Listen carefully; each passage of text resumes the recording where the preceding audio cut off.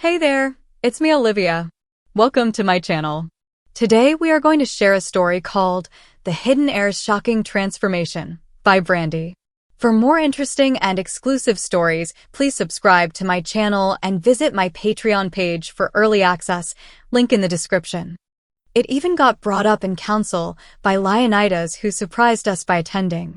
His seat had been left empty to reflect his right to attend, but he hadn't bothered since the first interminable session on mundane matters. Mother and I still brought our cats, so Raynal found his duties took him elsewhere, even on this occasion when Leonidas attended.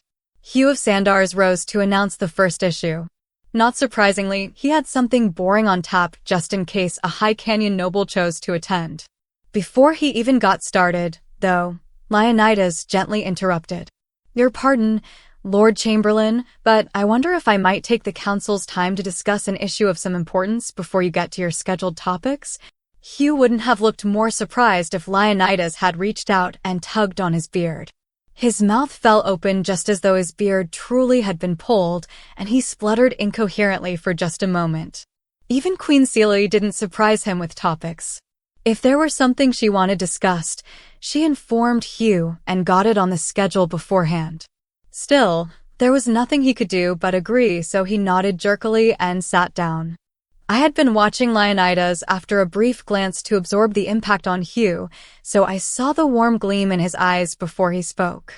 A grin that he couldn't quite contain started to show as Hugh spluttered to his seat, prompting a grin of my own that I tried very hard to hide from our honorable Chamberlain. Leonidas stood as he addressed the council. "Good members of the Council of Achaea, you know that we of High Canyon do not celebrate the birth of your Christ. Still, we do honor the solstice that represents the turning of the seasons toward longer days. I would like to suggest a holiday, a winter fair, that we can both celebrate. The weather has moderated at least for a while, and I think the people could use a little warmth in their hearts to offset the cold." Would he have even cared 6 months ago when he first arrived? 6 months ago. I had not even realized it had been so long. The changes in Leonidas were dramatic. Where before he had been a strange man of High Canyon, with more wit and humor than others, now he was more a strange man of Achaea. He knew of the workings of an agricultural society with specialized craftsmen. He knew of the benefits of restitution over punishment and justice. Yet I had not realized he knew of the joy that his father seemed to have denied in his own life. There is a great difference between a simple sense of humor and a joyful appreciation of God's world. It seemed that Leonidas had bridged that difference. As Leonidas sat down, Hugh looked at Queen Celia. Queen Celia nodded to Hugh and said, "I think that would be a good idea. Let us proclaim it quickly before the weather changes yet again." Hugh nodded, recovering his dignity. He had been afraid that Leonidas was going to announce some onerous new tribute or demanding schedule for transferring the skills of our craftsmen. Instead, the suggestion had been as light and enduring importance as the matters that Leonidas believed the council typically considered.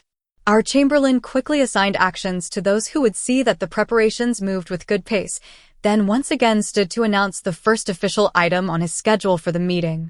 Leonidas took this as his cue to excuse himself. Our regent probably misinterpreted the sigh of relief as he left. It was not really because he left. It was because with him gone, none of us had to listen to the deliberately pointless discussions that were meant to drive him away. The Winter Fair celebration was held on the second following day.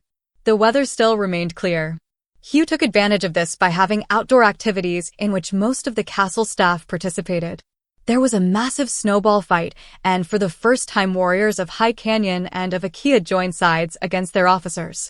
And there was a contest for the most fanciful sculptures in snow. I was looking down on the courtyard from my balcony when I felt a presence nearby. Leonidas had joined me. I looked at him from within the fur-trimmed cowl of my cloak. "What brings you up here, my Lord Regent?" "You're not supposed to call me that, my princess." "It is proper," I protested, but softly. "It is not," he denied. "It is too distant. More distant than we should be."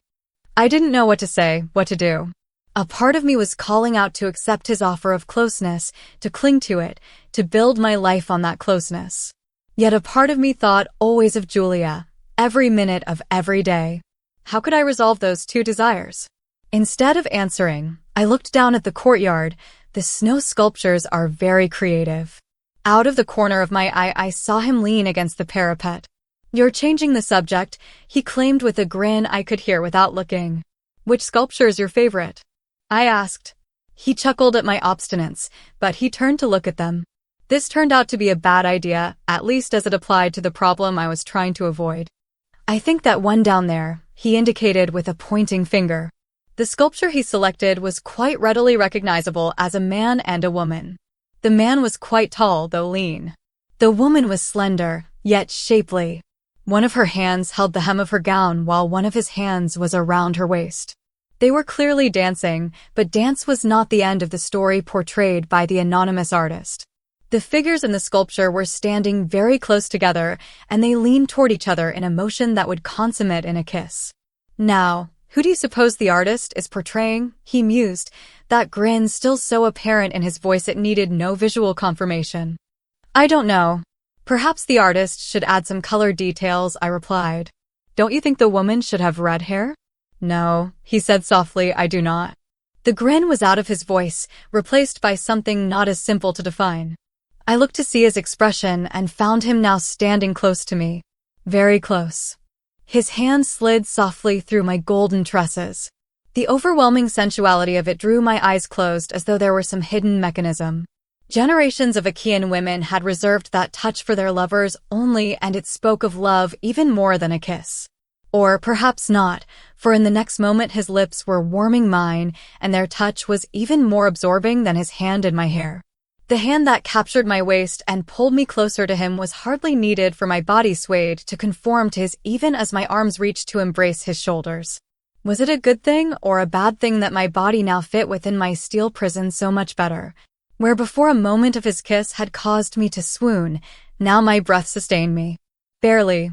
My heart pounded with desperate needs that I didn't understand. But it was not lack of air that interfered with my breathing. From some distant place I became aware of applause and good-natured shouting. It seemed unimportant. Nothing in the world was more important than the touch of his lips, but Leonidas drew back just a little, though enough to turn his head. Down in the courtyard a crowd had gathered around the snow sculpture we had been admiring. The artist, a young man who clearly had the épiprevol of the group around him, was adjusting his figures. Where before they had been only close to kissing, now the postures had been changed, and the kiss was a realized promise. The attention of the crowd clearly was encouraging him to make his creation match the reality on our balcony, and he was ostentatiously studying us to make sure he had his composition correct. "Oh, we should not be doing this," I gasped.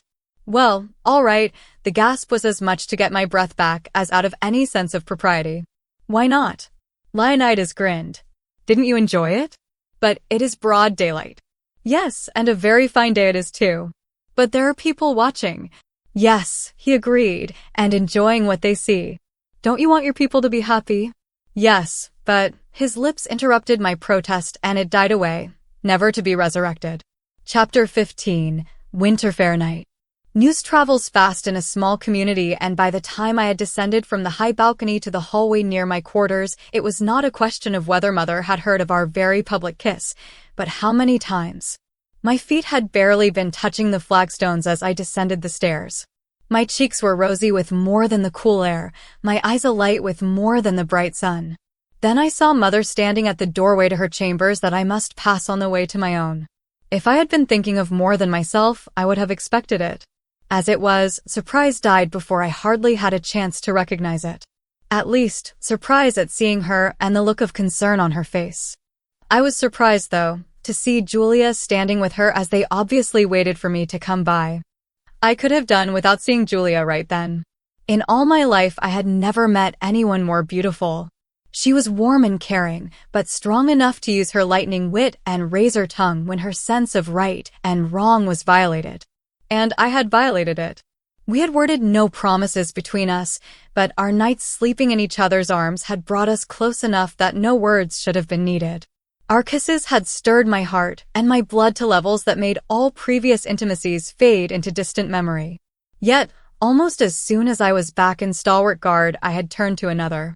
To a man. What had my kisses for her meant? What had my caresses of her so vibrant hair meant? She knew what they had meant to her, But what meaning could they have had for me if I turned away so quickly when another was available? One with whom she could not compete if my interest were in men. In her eyes, I could see only betrayal. I would have preferred to see fire in those green jewels, fire like I had seen so many times before. Though I had just been kissing another, my heart went out to Julia, and I reached for her in a renewal of the embrace we had so often shared. She turned away from me, turned back into Mother's room, turned her back on me. I moved to pursue Julia, but Mother's arm held me back. Her eyes allowed me to move into her room, but not to touch my fire-trussed girlfriend. Mother's look also commanded me to silence. It was like a blow to me to realize how disappointed they each were in me. My own shoulders sagged, my own head drooped, my own eyes filled near to overflowing with shame and confusion. Mother's gestures motioned Julia and me to our accustomed stools as she took her own seat. Gray shadow provided a moment's distraction and a focus for my eyes that couldn't meet Mother's or Julia's. I expected a scolding that would be all the worse because it was delivered from pain and disappointment rather than anger. Bowing my head even lower, I readied myself for the attack from which I had no defense. Mother's words were for Julia, though. "Julia, are you familiar with the legends of our family?" Julia looked up in surprise. I had been aware of how her own despair had pulled her head down, though I couldn't look at her directly. From the corner of my vision, I saw her motion followed by a shake of negation in her flowing mane. "I'm sure you've heard something," Mother pressed. Julia's eyes glanced at me for the merest heartbeat. Then she replied, "Well, I never gave them much credit. Witches with strange powers to control men's minds. It is not possible. I have watched you since Tamer first invited me to live here, and I know you are not in league with the Evil One." "No, we are not in league with the Evil One. Yet in a way the legends are correct. In my family we have the ability to influence people's minds. It is not infallible, but when it works it can provide amazing results," claimed Mother. "Let me show you," she said, capturing Julia's green eyes with hers of brilliant blue. "No, Mother," I cried, stepping between them. Julia started where she sat, and Mother sat back abruptly as well. She looked at me with a frown that showed surprise and confusion more than anger. "Mother, this is not right. Do not cloud Julia's mind, sharpen it. Let her help us with her wisdom and judgment," I demanded. "Cloud my mind," murmured Julia, even more worry on her face. "What Mother says is right. We have the ability to influence people's minds. Sometimes. But it is wrong to use it on people you respect and love without their understanding and consent." "Love," Julia whispered, picking up on one word from my declaration. "Yes, love," I whispered back as I knelt at her feet. I took her hand in mine and gently kissed it, then pressed it to my forehead as I knelt before her, my gown spreading wide around my legs. Mother coughed delicately, causing Julia's head to come up even as I held my submissive pose. "Charisse is right. We should explain without artificial enhancement to our words." Then she paused for a moment before continuing, "That honesty will make her a good monarch when the time comes for her to take her rightful throne." A compliment? My shameless display on the balcony warranted many things, but hardly a compliment. "Charisse, take your seat again and I will explain, this time without additional, persuasive effects." I did as I was bid while she continued, "Julia, what I said was true. Under the right circumstances, we can influence others with force beyond words alone." "We?" Julia asked. "Those in my family who have our distinctive blue eyes," Mother explained. This caused Julia's eyes to flick to mine. Her green eyes widened even further than their shining norm as she reminded herself of the similarity between Mother's eyes and my own. I nodded to her in answer to her unasked question, then we both looked back at Queen Seelie. Yes, Charisse has the power as well. She has used it with greater discretion than I would have expected in one so young. But then, she among us all has had to grow up very quickly in this last half year. One of the things this power allows us to do, if the subject is willing, is to share a part of ourselves, to create a mirror personality within an existing mind. Deacon could never have been convincing as a woman. Charisse was created when I put aspects of my mind into Deacon's. Finally, Mother explained the strange feelings I had been experiencing. Explained them, though I wasn't sure how to react to her words. "That is why she has been so attracted to Leonidas. Those parts of her mind that allow Charisse to be convincing, to move in a feminine way, to understand what it means to be a woman, exist even as those parts that are Deacon exist. Those parts that are Deacon are attracted to you. Then Mother sighed and her tone became apologetic. I was forced to rush when I imposed Charisse on Deacon's mind. There was no time for fine-tuning. Subtleties are uncertain in any event. Since then, any further modifications would be even more uncertain, and we could not take the chance of arousing the suspicions of Leonidas or Raynal. As a result, it is as though the princess is two persons. On the outside, especially when she is near a handsome man, her feminine persona is dominant. I had to make this so since it is at this time when she is most vulnerable if she behaves inappropriately. Yet when no man is around, her true personality can emerge, at least partially. Charisse cannot truly control which persona is dominant, but she is honest to the feelings of that person, Mother concluded. In her heart of hearts, or perhaps I should say in his heart of hearts, Deacon loves you, Julia. And you agreed to this mind control? Julia asked me. A good question, for which I had no really good answer. I don't know. I didn't understand it at the time sufficiently to truly agree. But at the time we had no alternative. After a moment's further thought I realized, we probably still don't. No, perhaps now less than ever, Queen Celia agreed. We are about to move into the most dangerous part of our plan. Once we remove Raynal, Crogdale is sure to return. Remove Raynal? I asked. Yes, but I cannot afford to have either of you involved, she said, dismissing my obvious curiosity. Queen Celia straightened in her seat and gave additional orders. Julia, you need to accept your defeat in obtaining Leonidas' affections. Since you are not yet married to Tamer, you can officially end your mourning at the feast tonight. Be polite to Leonidas, but flirt with anyone else who catches your fancy. Make it clear that there is no hope of coming between Leonidas and Charisse. If Leonidas petitions his father to overrule our period of mourning, it will add to Crogdale's reason for returning.